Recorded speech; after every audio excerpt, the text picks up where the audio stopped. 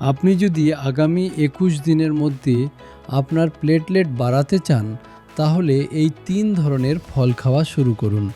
এই 3টি ফল platelet count বাড়াতে সাহায্য করে। নম্বর 1, পেঁপে। পেঁপে প্লেটলেট বাড়াতে সাহায্য করে এবং শরীরের রিকভারি দ্রুত করে। নম্বর 2, ডালিম। ডালিম আপনার রক্তের গুণমান উন্নত করে এবং হিমোগ্লোবিন ও প্লেটলেট উভয় বাড়াতে সাহায্য করে। নম্বর 3, কিউই। এটি ভিটামিন সিতে সমৃদ্ধ, ইমিউনিটি বাড়ায় এবং প্লেটলেট বাড়াতে সাহায্য করে।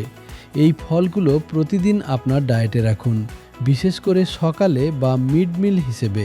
পাশাপাশি শরীরকে হাইড্রেটেড রাখুন এবং প্রসেসড খাবার এড়িয়ে চলুন।